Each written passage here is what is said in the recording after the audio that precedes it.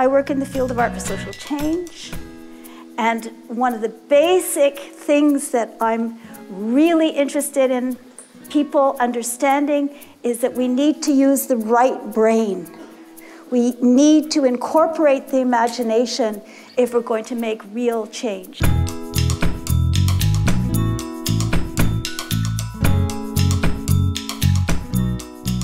Okay, so just shake, shake. Arms up, jazz hands, kick if you can, just lift your legs. Turn to the left, turn to the right, turn to the left, turn to the right. Wide, wide arms. Small, small, small. Big, big, big. Good, okay, don't sit down. Okay, lift your right arm like this. Okay, and turn to the right as far as you can and point to the wall or wherever you're pointing. Identify that spot as far as you can go. Come back to the front and lower your arm. Close your eyes. I'm going to ask you to do the same thing, but only in your head. Don't do it for real, okay? Just imagine you're doing it. Close your eyes. And in your head only, you're going to lift that arm. Don't move. And you're going to turn to the right, and you're going to point to that spot on the wall or wherever it is. And then you're going to come back to the front and lower your arm. Okay, I'm going to ask you to do this again. Keeping your eyes closed, only in your imagination, lifting your arm. And this time, go further. Don't move, but just go further in your mind. And come back to the front and lower your arm. Now, a last time, keeping your eyes closed, I'm going to ask you to do something totally impossible. Go 365 degrees, okay? So in your mind only, without moving a muscle, lift that right arm and turn and keep turning and keep turning and keep turning and keep turning. You're at the front now. And now you're coming all the way around, all the way back to the front. And you're at the front and lower your arm. Please open your eyes, lift your arm,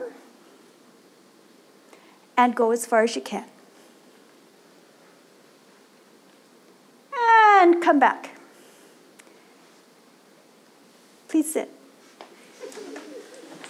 What happened? Went further. You went further. Who went further?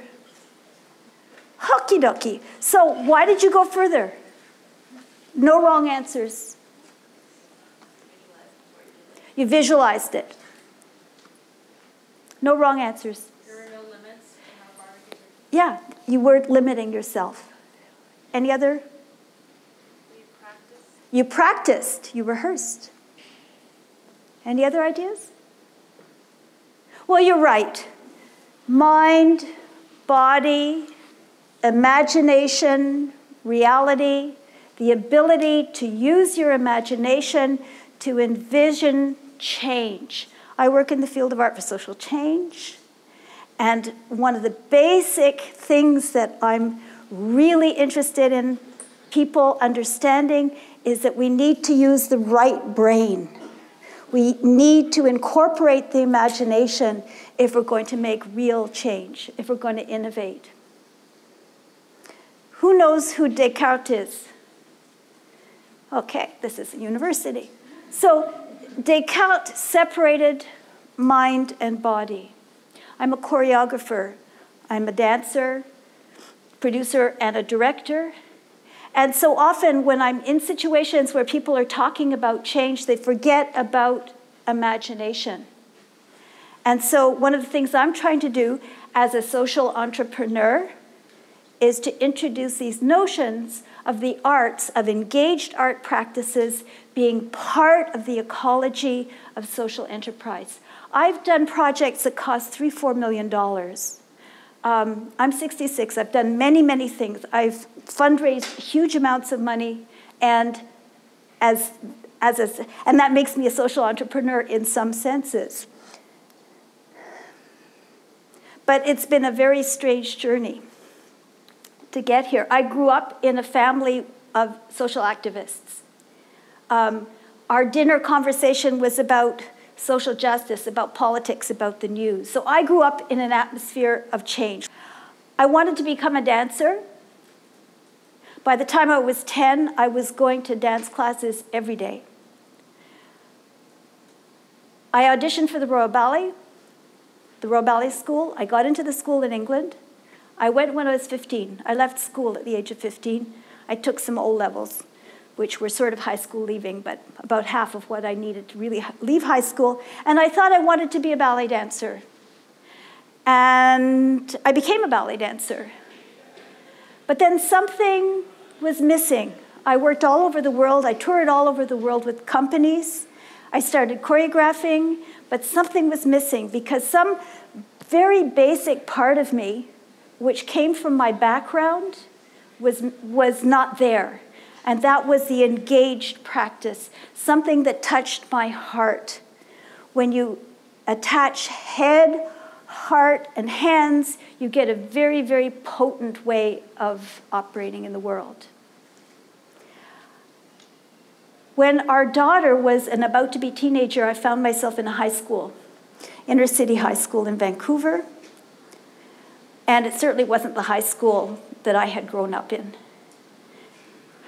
And I thought as an artist and as a mother, this was very interesting to investigate. That led to about 18 years of work with 15 to 18-year-olds. These huge projects, these 5-year projects, the first one was on the issues that lead to teen suicide. We have the second highest rate of teen suicide in the world here in Canada, in this great country. And even if you factor out First Nations numbers, we have an incredibly high level. Workshops with about 400 young people between the ages of 15 to 18 that used all kinds of art practices to investigate how they felt about their lives. And I was really surprised that so many people were surprised that we were really interested in what they had to say and what their realities were. Because so often teenagers are told what to be, told what to do, rather than being the experts of their own lives. And then the whole world opened up. Art for Social Change opened up. And this practice is going on all over the world. It's happening in the most incredibly challenging situations, and it's happening inside corporate businesses as well.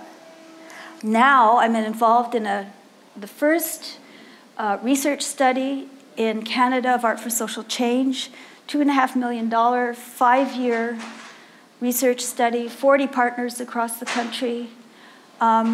So I'm an artist, but I'm also an entrepreneur.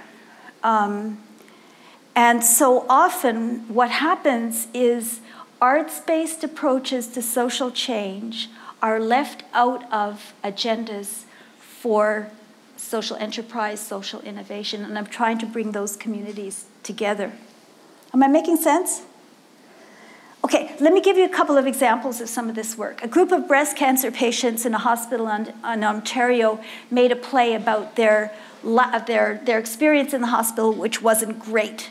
And they worked with an artist facilitator, an Art for Social Change artist, to make a play about their experiences. They then performed it for the hospital, for the staff, for the doctors, and the hospital changed its policy. Then they took it on the road in Ontario, and a whole bunch of other hospitals changed policy. In Ahmedabad, in Gujarat, in India, Video works with women in the slums of the city who are dealing with both economic and domestic injustice. They create plays, music, it's all one in India, music, theater, movement, and they have a truck that goes into the marketplaces, the side of the truck comes down, and it makes a stage. They perform their stuff, and they have people right there who can help the women who are in the audience, who want to get information. The information is available, and help is available for people who want to take advantage of it. In Cartagena, in Colombia, Alvaro de Restrepo runs something called Colegio del Cuerpo, College of the Body. He works with street-involved youth who often say, when asked to draw their bodies, leave their heads out. To reintegrate the body into the lives of these young people, he uses movement. He uses dance, he uses theater, he provides food, he provides housing, There's a company that tours the world now, and his pedagogical methods have been used all over the world, studied and used in other places. Here in Canada, Stephen Leaflore goes up north and he works with hip hop. He has a crew that goes up there for a week. They do workshops and they do dialogues with the elders. Hugely successful program. There are thousands of projects all over the world. We did one here at Quest. We've done 3 actually here at Quest, where students in our block created their own art project, which was always engaged with other students on the campus. So Art for Social Change has 2 forms. One is where the art is made by an artist or a group of artists, and the social commentary or the dialogue is created out of the work that those artists make. The second form is where the artist acts as a catalyst, as a facilitator for groups of people to make art about what's important to them. So not necessarily artists. And often the process is more important than the product in this second form. And it's this second form that I'm most concerned with. And it's very important if one is going to do this work to get training, because they're ethical and safety and communication and pedagogic and how to do partnerships, all kinds of skills that you really need to do this work safely and in a rich way.